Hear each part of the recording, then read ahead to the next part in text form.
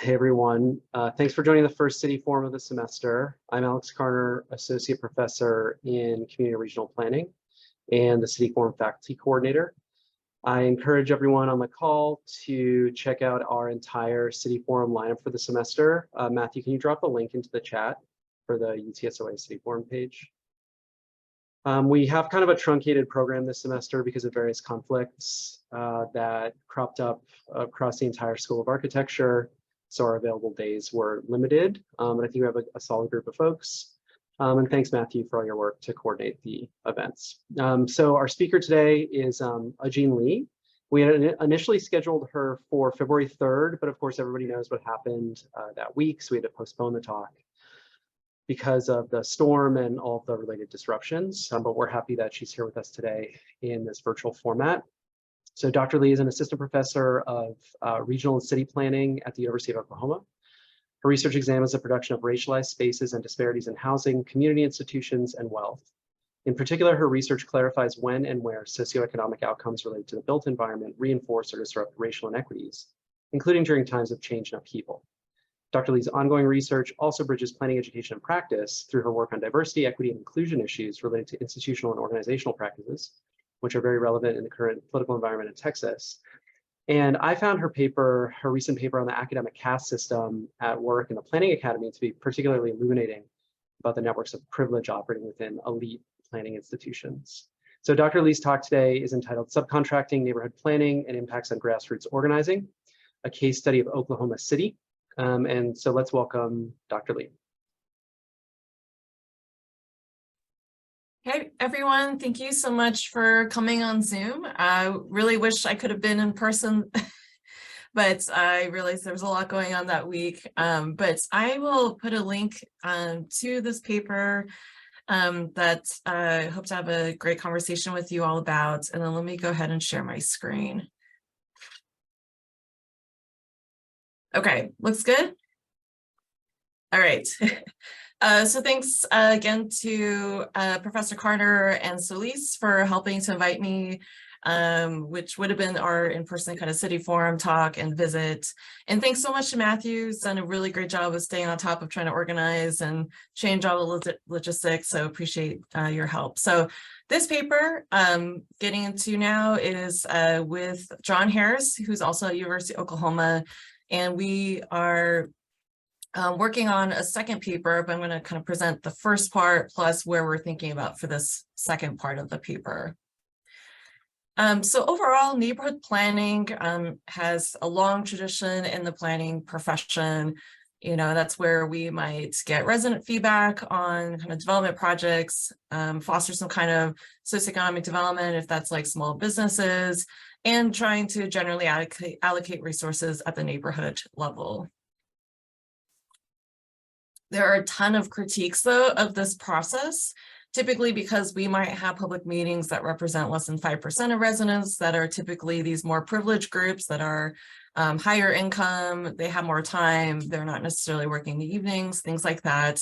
And a lot of documentation about the broken promises in terms of public processes that might not align with what actually happens in neighborhood planning. So a lot of my work in general tries to understand the role of community-based organizations or nonprofits and how they are helping to bridge gaps with planning or help to advocate for resident needs. And so this is the same thing with neighborhood planning too. We find that there's evidence where they do advocate for residents. They also might develop neighborhood improvement plans themselves to present. And they also help to build neighborhood-based coalitions that then strengthen resident power. Some of the neighborhood improvement plans could include things, for example, like a needs assessment, urban design master plans, establishing business enterprises, and other things like that. Also, we found in general with community organizations that they expand who is included. So that might be getting more people involved that typically weren't of that 5% in the privileged group. They also can help to increase resident capacity, engage municipal departments, and also they might, in cases of broken promises, mediate these tensions between residents and city officials. Oops, let's see. Okay. So also it's important to think about nonprofits as subcontracted organizations themselves that are experiencing pressures from devolution, which means that we are shifting responsibility of social services and public services from the government to these nonprofit agencies, which then has several consequences, which could mean that they are competing for grants, they are overburdened with trying to address their financial gaps. There's a ton of literature also in this area about as subcontractors, if they are losing their political advocacy or kind of community orientation, thinking about if they are compromising their mission because of where they're getting their funding from. And that also could lead to where they are creaming is the word, where they are really focusing on groups or residents that are easier to serve and leaving out those that are more vulnerable for the sake of trying to meet quotas to fulfill their grant responsibilities. We argue that Oklahoma City is a very unique case. Part of it is because of the nonprofit that we're focused on in the study, the Neighborhood Alliance of Central Oklahoma, where a third of their budget is just from city contracts. And also, not only is a large part of their budget from city contracts, the planning department heavily contracts out to them. And I will go over kind of this longer history of this, where they've been kind of partnering or contracting for more than 40 years. And they have this monopoly on public contracts too. So the context of the city of Oklahoma City is that it's a really sparse nonprofit sector. And so there really aren't a ton of other nonprofits that would be able to compete for the request for proposals if they are issued. And so it's kind of this really interesting case of predominantly one nonprofit that is doing neighborhood planning processes in Oklahoma City. So this project has a few research questions. One is trying to understand how did this relationship come about, but predominantly also looking at these latter two questions. So what are the opportunities for neighborhood planning through this subcontracting relationship, and what are some of the challenges? So we were provided a list of potential contacts through Neighborhood Alliance or NACOK. We also did snowball sampling. This was kind of in the height of the pandemic, so we had some great GAs that also helped with this. And we were able to get interviews from not only Neighborhood Alliance staff, City of Oklahoma City staff, and I list current/former because it's to help kind of protect identities. So it could be, you know, somebody who's currently working there, somebody from 40 years ago, or maybe not 40, like in the 90s or 2000s. We also had some neighborhood association volunteers. So Neighborhood Alliance does a lot of work with neighborhood associations and building those up. And then also gauging perspectives from other nonprofits in the region.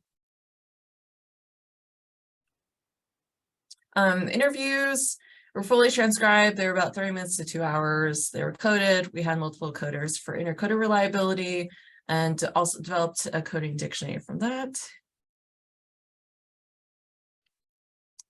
And we also triangulated the interviews with a ton of secondary data. So that included organizational documents, the contracts they had, newsletters, and we also pulled archives from the Oklahoman, which is our main newspaper here, from 1973, which is the start of the organization, through to 2000, which is around the time that the current ED, executive director, was hired.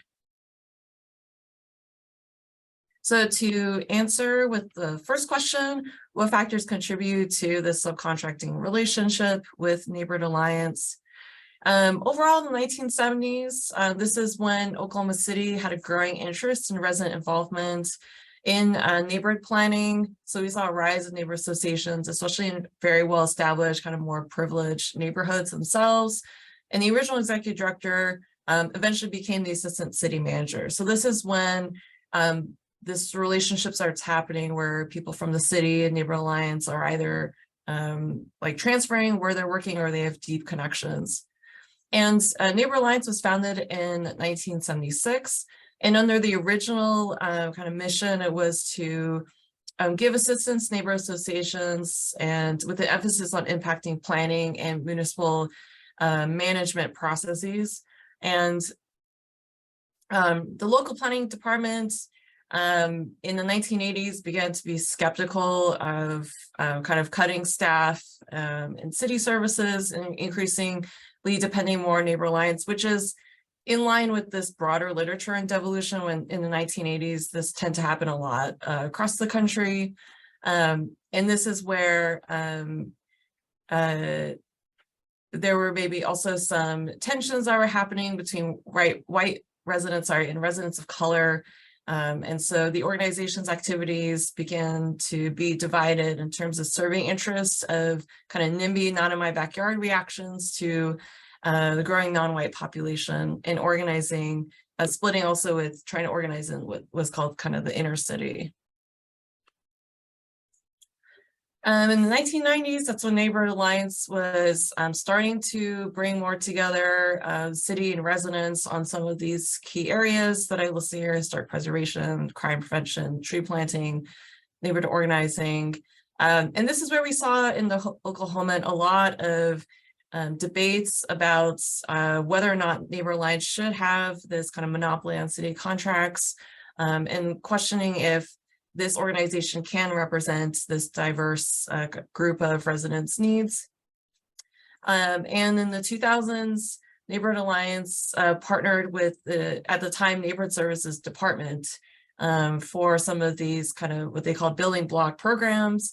And so they then became a key connector between residents and city services. And as I mentioned, around 2004 is when the current executive director was hired. And so they have a very long time executive director now that's been part of the organization. So love this quote from a former planning director that said, we were like a three-legged stool. It's the planning department, Neighborhood Alliance, and the city. And we need all three of those to have a good balanced city. So this is quite a striking quotation, thinking about how they're incorporating a nonprofit as kind of a key pillar of thinking about having what he calls, he or she called like a good balanced city. Now with the second question, what are the opportunities for neighborhood planning that's through this subcontracting relationship? So we saw that being able to use a nonprofit helped to build trust and invest in relationships. And part of that is because they are not the city. So having a non-city entity do this work was quite critical. And the third theme that we found was that they are very intentional trying to increase neighborhood organizing and capacity building.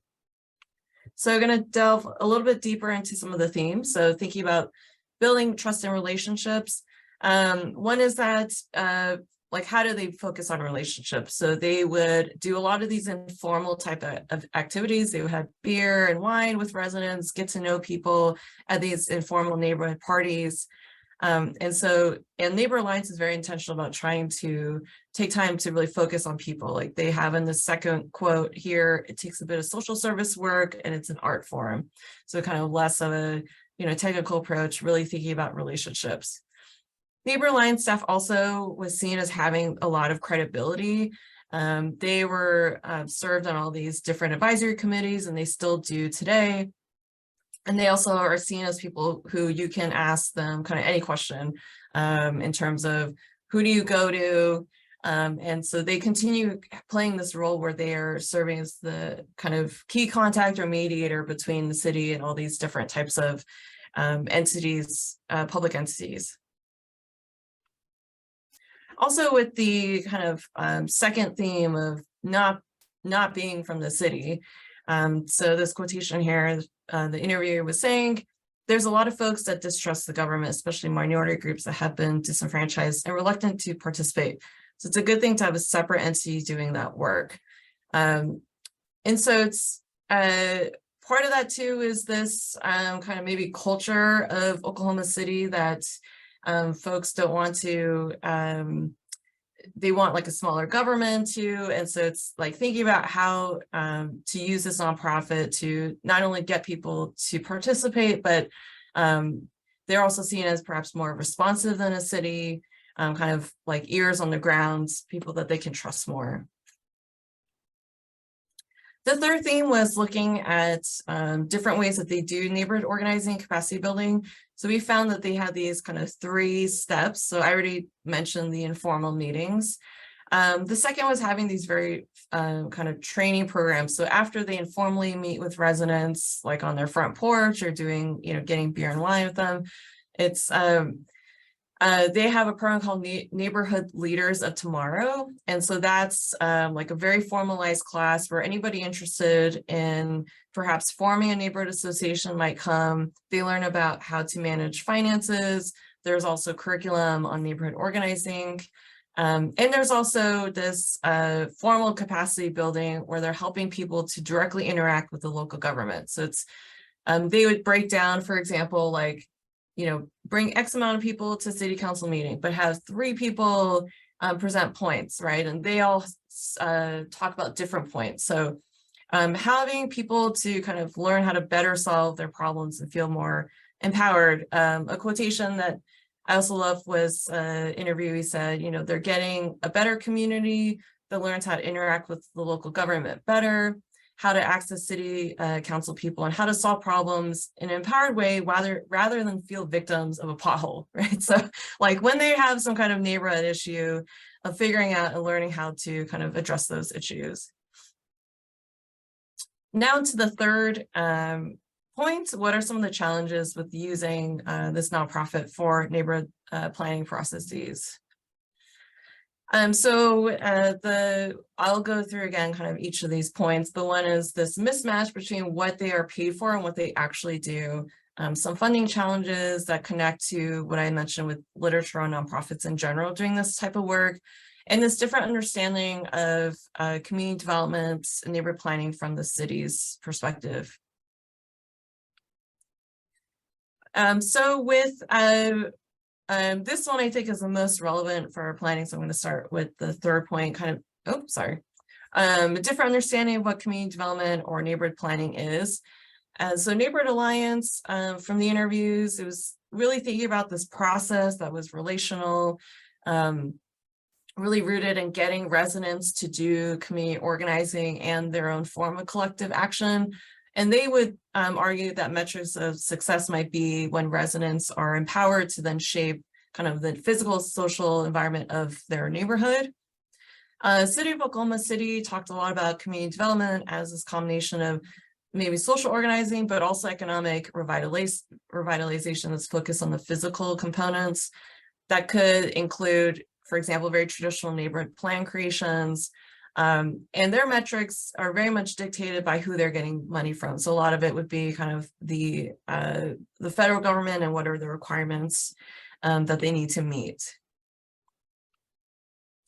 So this different understanding community development and neighborhood planning came out in a few ways.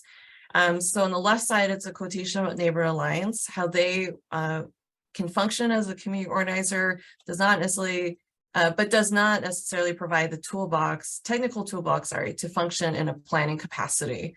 And on the flip side, as city staff member mentioned, that planning has become a tech-heavy, process-heavy endeavor, and Neighborhood Alliance has always done that first part, the relationship building piece, well. Important to note also that interviewees did note that these roles are not mutually exclusive. So we don't want to do necessarily a dichotomy of just tech, right? Neighborhood tools, GIS with relationships, of course, that these are very complementary parts of neighborhood planning too. Going back to kind of the funding issues, this came out because they are doing a lot of this relationship building, which is then not necessarily tagged in their metrics. So they might have to, like this quotation says, we have to decide what the priorities are. The contracts and funding to do these deliverables are obviously the priority, but you also have to make sure you're covering the contract before you can even imagine coming up with stuff outside of the contract. So it's really kind of reproducing this idea that this nonprofit then has to, obviously focus on their own solvency and kind of think about how the city is kind of measuring their outcomes. For example, how many people come to a workshop rather than are they able to take action? Are they empowered to do kind of approach city staff or kind of address issues that come up?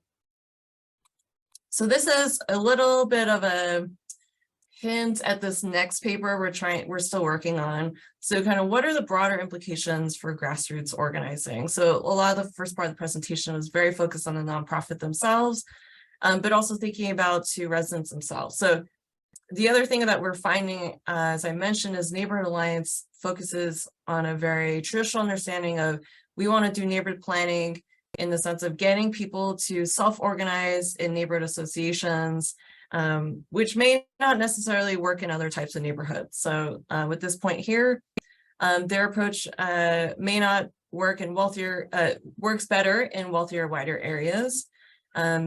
In the Black community, neighborhood alliance may not be seen as effective. They may have had some failures because in some of the communities that they've worked with, you just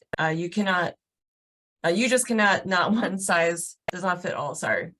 So of the interviewees, 12 mentioned ongoing challenges that perpetuate existing racial inequities among neighborhoods, where the ones that are able to get potholes addressed, get neat neighborhood signs tend to be these kind of more privileged areas. So one size does not fit all.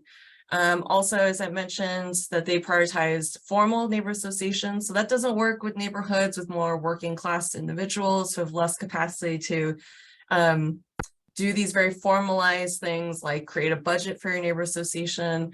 It doesn't mean that they weren't doing neighborhood planning. Instead, it was thinking about people that, would text each other, to ask, hey, you want me to help clean up the leaves in your backyard or something like that, but it's not this easily recognized formal neighborhood association.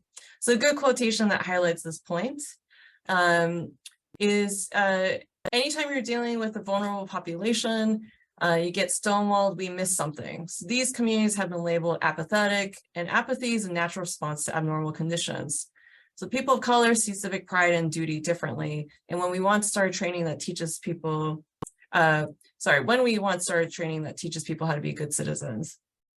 So that makes sense in a culture that feels like, yes, some ownership of this place. But in Black communities, the question is not how, but why. Why be a good citizen? Why even engage in their system?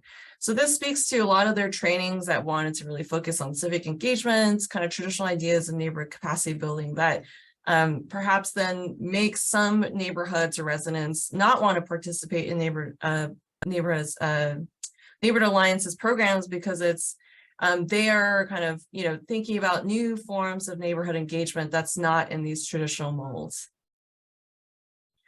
I had mentioned in kind of the introduction this idea of creaming, and we absolutely also found this in this case too. Where neighborhood alliance is kind of much more effective in these privileged areas. So as this quotation says here, we're kind of taking the average of it because it's not possible to reach everybody. If you're not trying to reach a specific population, you're reaching no one. So if you're too general, you reach nobody, and you have to focus on somebody. So I can't create something to meet everyone's, I think it's supposed to be needs, sorry. It's just not possible. So because of this approach, right, they are really creaming and working towards these privileged areas that are able to really take the time to work on their neighborhood improvement goals. All right, so what are some of the recommendations?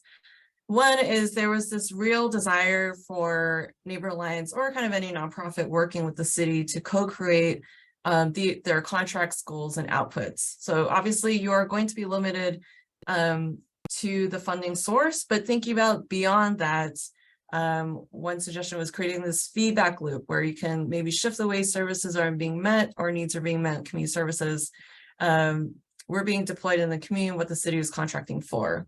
And it's also thinking about beyond very quantitative metrics, are there ways we can understand community development in a more holistic way? So are there qualitative narratives that they can collect then help justify the impact beyond just numbers of people who come to a workshop? Are there ways to create more flexible funding? And another implication of the project overall is how nonprofits are managing the failures of the public sector. So we don't want to let planners off the hook. So while even in my other studies, my recommendation is always to work with community-based organizations or nonprofits that do have strong relationships with residents, there is an implication that they do not have a neighborhood planning unit, right? Which is why they are subcontracting this out. There's also these ongoing power dynamics with the subcontracting relationship because they, right, like I had said, they can't co-create their metrics or contracts. Depending on the relationship with the city, there was that quotation about the three-legged stool. That's not currently where things are at. They are much more in this, we're seeing you as a subcontractor, not as a partner. So depending on the relationships going on, that's going to definitely impact how they're able to do their work. And a future study, we want to compare this with other regional cases. We're finding that in some smaller jurisdictions, they also are outsourcing a lot of neighborhood planning because they don't have capacity for a neighborhood planning department. So that's an area for future research. I think I'm a little bit early on time, but happy to always have a great conversation. I had put the link, but I can put it again in the chat for the article. And we got some funding, and these are our great students that helped with the project who are now graduate and doing awesome things.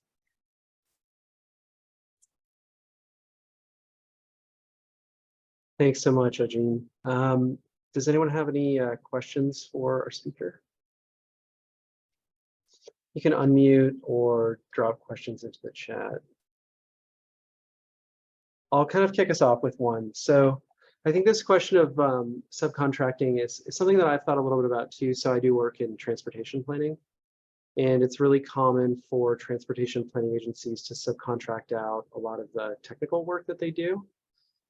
So agencies often operate and maintain these large transportation and land use simulation models to look at the future performance of their regional transportation plans. And I think there's a couple things that happen with that process. One is that it creates this kind of self-fulfilling kind of cycle where the contractors are hired to do this work on this model. The model results are employed. I think that they're not really employed in a super useful way, but they're kind of required by federal law. There's this huge kind of consulting apparatus that's grown up to kind of produce them, operate, and maintain them. And so the agencies just kind of keep feeding the subcontractors with money to produce these model results that I don't think are super meaningful. So I think in some sense it leads to kind of bad planning, but also they kind of provide the agency with an arm's length arrangement in some cases. So they can say, oh, well, the consultants did this analysis and they said it's fine. So they're kind of a neutral third party. Mm-hmm. So there's this kind of, it's kind of questionable from an ethical perspective. They kind of rely on those consultant outputs to justify decisions that they want to make. So I wonder, have you looked at this issue kind of more broadly across different planning domains, and what are the kind of implications for subcontracting at planning agencies beyond this one particular case? Like, how might this generalize to other domains? Yeah, that's a great point. So a lot of my work has looked at nonprofits more in community development. And so I would be interested to see kind of across different sectors what that would look like. Kind of my not so secret, like, big project I want to do is looking at, if it's possible, it's maybe a lot of minute data gathering, but I would want to look at, like, nationally, how do all these planning departments, like, who are they contracting out? What are they contracting to, kind of on a national scale? As a side, that also came up because Neighborhood Alliance also gets money from the police. And so that kind of got me interested in thinking about, like, okay, how does this nonprofit function differently, getting money from the city versus the police? And especially that's going to affect the way that they work with communities of color, right? But I could see similarities with your case that you're talking about, where in community development, doing the subcontracting allows the public sector to be hands-off. So anytime there's an issue with some kind of program, then it's the fault of the nonprofit, right? Like that, and that's where it's thinking about, understandably, planning departments and city agencies can't do all this work, and sometimes the subcontracting can be beneficial, but where's the balance between responsibility? Because we run into all sorts of problems when we start not taking responsibility and just putting the blame on, I guess in your case, it'd be like these, consultants doing kind of this data work. Absolutely, I think it would be something that needs to be challenged, because we can't always like put the, what's the expression, like kick the ball down the road, because like somebody is still responsible for kicking the ball in the first place. I don't know if others on this call have thoughts, like if there are other sectors, just because I haven't looked at transportation, but I don't know if that applies to other fields from people here.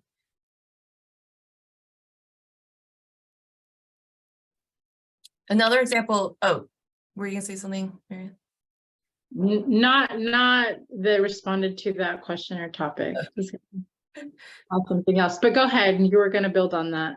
I was gonna say a quick note. I had a guest speaker who recently talked about being a private consultant, working on HUD required projects, and how they are paid to do like anything HUD required reports. And even my students were kind of questioning, because they were required to do like, let's say 3 public meetings, right? And even my students were like, that's not enough, right? But having this private consultant meet the minimum, right? Like it does make kind of the city's part like, well, we hired somebody, we don't need to do more public engagement beyond just these 3 meetings to get a sense of people's housing needs, right? And depending on if people can go to those meetings or not, it's just reproducing the voices in the room, right? Well, then you're also creating this constituency that relies on those sources of funds, and then has an incentive to kind of continue to perpetuate those types of measures. So those HUD consultants now, they can go and lobby the federal government and say, oh, that 3 meeting requirement is super important. We definitely don't want to get rid of that. In the same way that the transportation consultants that I'm talking about are like, oh, those travel demand models, they're so important. They give us so much information about the future performance of our transportation and land use system. And it's just like, I don't think it's actually true. So yeah, it kind of removes the capacity to kind of critically reflect on what good planning would be. Absolutely, yeah. And these consultants, right, maybe that's the nonprofits, but the consultants are hiring more people that can reproduce, right, the same analyses. Yeah, exactly. Miriam, you want to?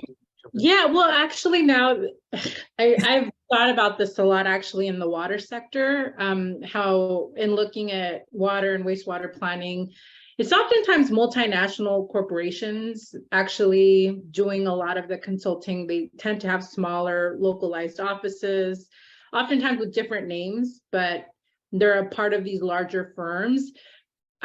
There is, though, in the water sector, I would say a substantive difference between a private firm doing the consulting, and that would seem very different than the neighborhood planning example that you've put forth, Aujean.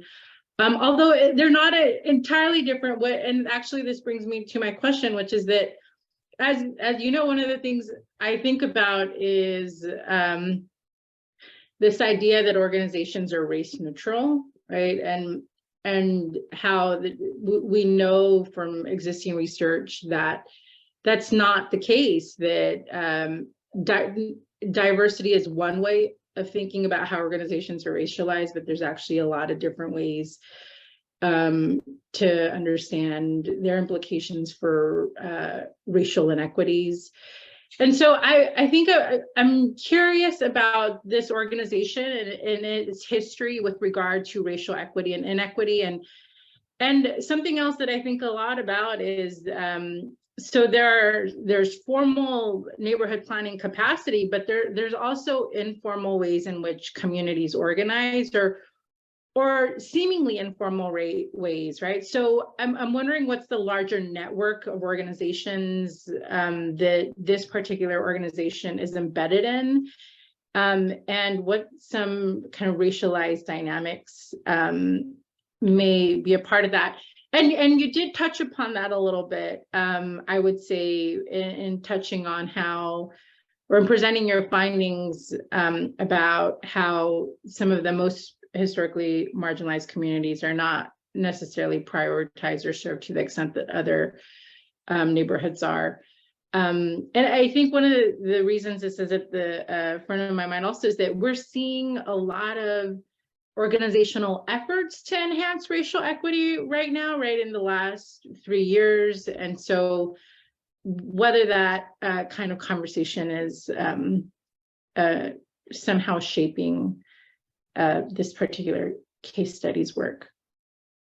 Yeah, and thanks for that question and comment. I mean, shout out to Miriam's article on racial equity in planning organizations that I assign all the time. But yeah, this organization, it's, you know, they are really trying, and so that's where it's kind of balancing. Like we don't want to like just come at them, right? Like it's really like they are doing amazing work. They are increasing capacity of neighborhoods, but they are very small. So I want to say it's like 5 staff, and they were very intentional about hiring a Latinx community organizer for the Latinx kind of neighborhoods, and there's also a Black staff member too. Although there's no kind of Asian staff, and there is an Asian neighborhood in Oklahoma City, so they do see that as a gap. But they were very intentional. We need the representation of different racial groups to really attend to the needs and kind of help people to trust the organization. But even like in your work too, Miriam, like that representation identity only goes so far, right? So if they are still thinking about, and they don't necessarily want to use these metrics, right? But if they have to organize these meetings, let's say with the police, and get X amount of people there, that's not to them necessarily a meaningful metric, but they are still, I think, kind of reproducing this like very normative ways of like what is success. And they also recognize the neighborhoods that are unorganized, like you kind of challenge this idea of what's really informal organizing, but what is called unorganized neighborhoods without a formal neighborhood association. They know, the staff know, like this requires so much more time and resources than we can even provide. One, I think, strength of their approach is that they don't necessarily go after neighborhoods that have no interest. So they say, like, we have, let's say, like one person from neighborhood A comes and say, hey, I'm kind of interested in learning more about how to get involved, how to make some changes, whatever. They will say, hey, come back and bring 2 more neighbors. And that's when we will kind of try to work with you, because they recognize like it's important to have that like internal capacity and interest from people who live there, because they can't do so much. And as a side note, part of it is Oklahoma City is also very large in terms of size. And so the kind of geographic scope of what they are trying, like the areas that they're covering, is quite large. And so they recognize with like 5 staff, right? Like we can only do so much. But the drawback that we're trying to also write in the second paper is, by relying on people to come to you first, that's also going to exclude neighborhoods that perhaps could start to think about neighborhood planning kind of this other way, because you're relying on kind of an internal capacity. And absolutely, like you said, I think it's this kind of false dichotomy of like these places are not organized, but they actually are. They are like texting people, they're hanging out informally. It's just not going to be like a formal organization with bylaws and a budget, right? And I think the other racialized component, I don't know if I am drifting off your question, Miriam, but the other kind of interesting dynamic is the increase of HOAs, who are these like mandated neighborhood associations now, and depending on kind of which places come up. So then that could be like they are forced to also then serve perhaps that could be privileged and also less privileged areas, depending if it's like a habitat neighborhood that has an HOA, or obviously like a very wealthy one that has one too. And that's another interesting realm of their work, because these are private then homeowner associations that are, or neighbor associations kind of through the HOA, that the city then actually can't really touch. And this nonprofit then is having to serve them. I feel like I may have missed a latter part of your question. No, that's really helpful. And I see what the connection that you're making to the second part of the project, and the implications for like the engagement processes, how people are looped in, the kind of the structural barriers associated to existing approaches. Yeah, and like a big kind of like motivation for the organization has been like advocacy planning. Like they want to help empower people, but there are like limitations with advocacy planning too. So they kind of think about when they should be the face or when they shouldn't be the face. But you know, I think it's still kind of hitting these like traditional neighborhood planning parts that are not going so far as to create a neighborhood plan, but it's still like lights and potholes and thinking about like, what is the step before we get there? Like, how do we even, like, what does it look like to have people gather and kind of talk about these things to begin with the kind of capacity building part?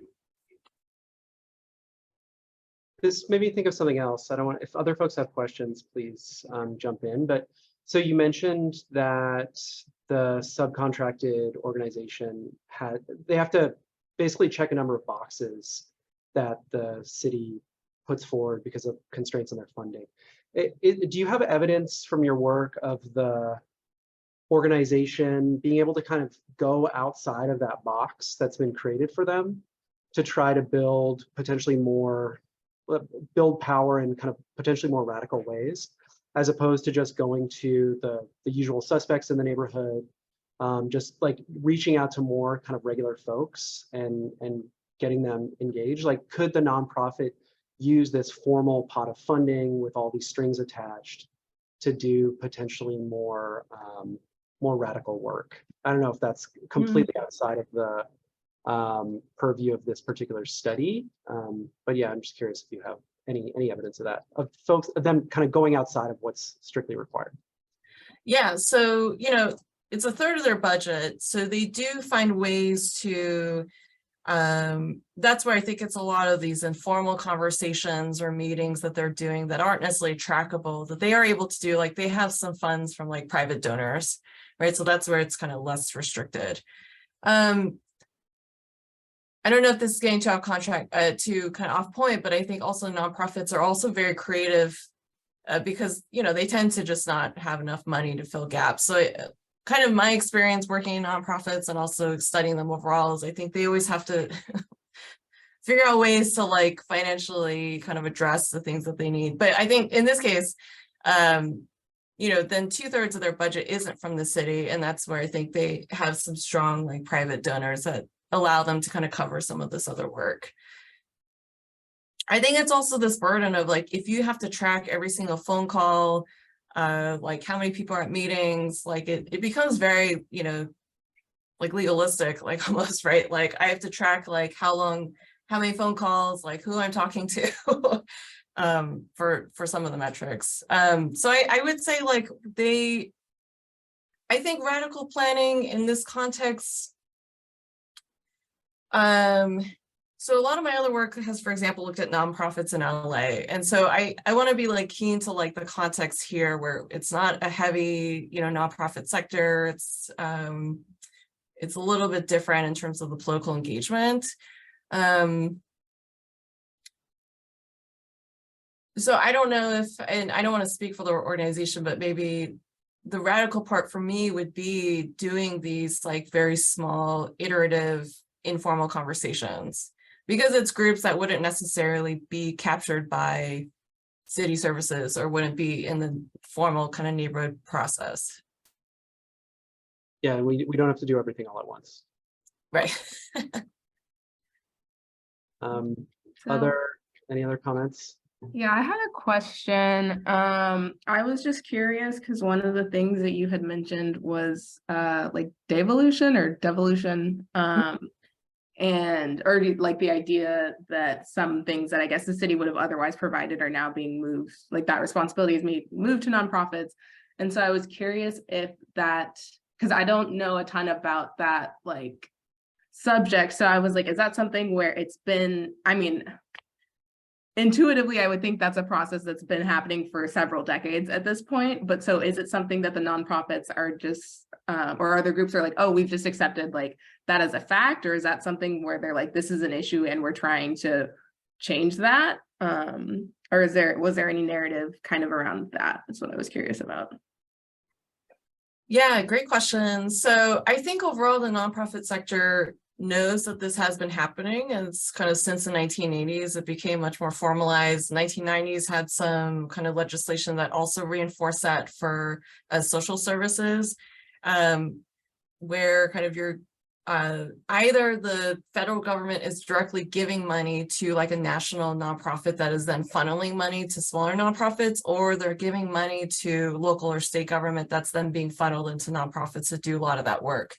And so I think it's recognized. Whether they are trying to challenge it is a great question. I know in other contexts that have a much more robust nonprofit sector, there are like studies about how nonprofits are starting to act like for-profit entities, because then it's creating a marketplace of people competing for grants. And so it's who can hire more professionalized staff. Let's not hire, kind of grassroots people from neighborhoods. Let's hire people who have master's degrees, who can apply for these grants and have capacity for that, or let's formalize our staff. And so in some ways, there's this other term, isomorphism, where the nonprofits are becoming kind of similar because they're just being kind of restricted by the funding in their field. Where I do think there is some innovation is during after the 2016 election, some of my work was looking at immigrant serving nonprofits in Los Angeles. And it was the foundations that were thinking a little bit more creatively. So they are a big funder of a lot of great community-based work and nonprofits. And they were asking questions like, what do we need to do to help the nonprofits address these very changing xenophobic policies that are being enacted? We hear their issues. So some foundations were basically saying like, here's $250,000, no strings attached. Go do your work, which is so instrumental for some of these nonprofits who then don't have to worry about, like a major funding gap is like facilities, right? Like which grant is going to pay for the lights and your, like utilities for your building? There's not really a ton. Usually the grants are paying for specific programs. So being able to give these sums of money that don't have to be used for specific programs was seen as like a great innovation. There was a national organization that I was contracting a little bit with to look at some of their programs. They also were giving new types of grants that were focused on anti-racism. So they're really focusing on, their focus is on Asian American and Pacific Islander serving organizations, but it's trying to bridge some of these kind of more topic areas and less about, you need this amount of people at a workshop. It's more of like, go do this type of work. So those are, I think, the innovations that I saw from the private sector more. And I don't know if that's because with the nonprofits, unless you can find money in other ways, there's like the power dynamic still exists with trying to still remain solvent. Okay, yeah, that makes sense. Thank you. I think nonprofits understand devolution is a problem. I mean, there's a whole, like, if you ever worked in a nonprofit, which is why I didn't stay, like, it's very hard to remain in that kind of work. It has its own kind of structures because everyone's underpaid. There's not enough resources for a ton of that for a lot of majority of nonprofits. Sorry, Matthew, were you going to ask something?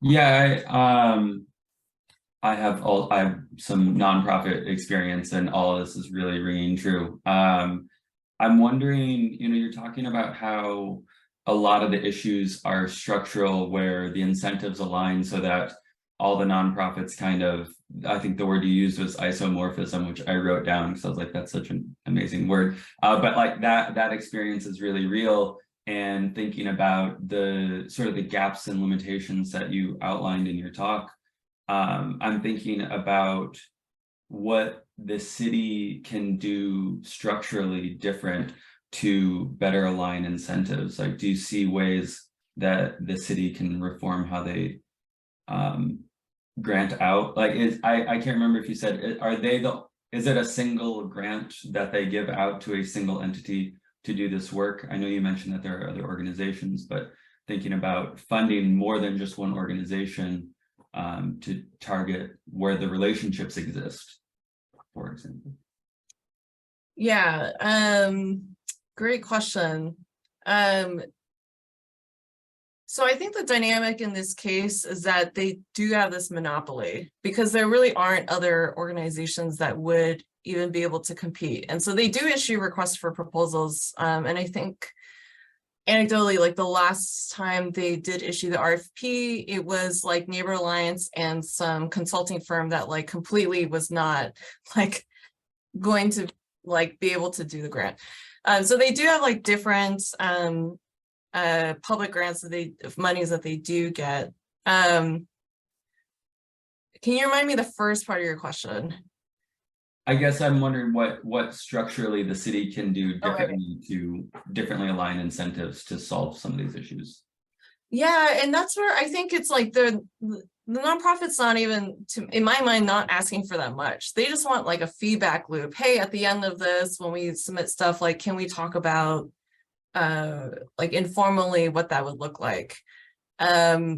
And that's where I think it's because it's such a small circle here, it's like really down to the relationships, like being able to even have that like very informal meeting. I think some suggestions they had, the nonprofit was thinking of is like, can we include qualitative anecdotes, right? Like if it's people who attend the workshops or, you know, and so we sent an executive summary, which I'm happy to also include here, to everyone that we interviewed, you know, so city, nonprofit. I don't know if anything happened after, but like our hope was like, maybe this would help them to talk, but you know, it's really like the planning department and this nonprofit. It's not like a ton of people involved. Yeah, so I think in this case, because it is very like, it's such a small group of people that are involved. Other like recommendations from some of my other work has been like, if you are doing translation work, is there a way to weight those people? So if you're going to use quotas and numbers, let's say you're doing translation work, which can like the interviews I've done in other projects, they're like, we do 3 times the amount of work every time we have to do translation work. And that's where it's like, can we have some of these numbers weighted in favor of the nonprofits so there's less pressure, recognizing that we don't want them to cream, we don't want them to just serve like the easiest people, right? Like, how can we make it more flexible?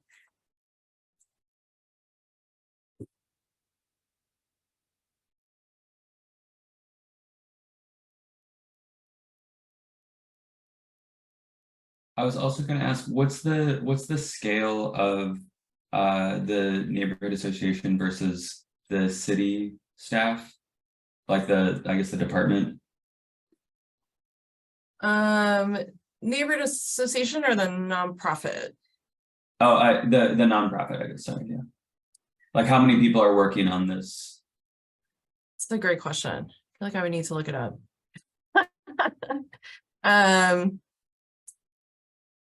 Yeah, that might be something I might need to like look up and get back to you, because it would be kind of the entire planning department. I want to say like top of my head, I don't think it's more than like 10 staff. So it is also relatively small too, right? Which is why in this case, they outsource.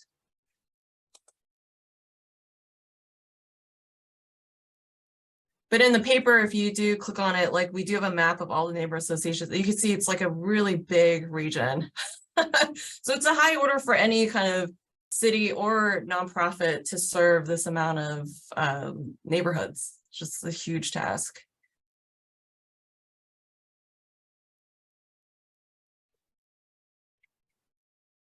Any other questions from folks?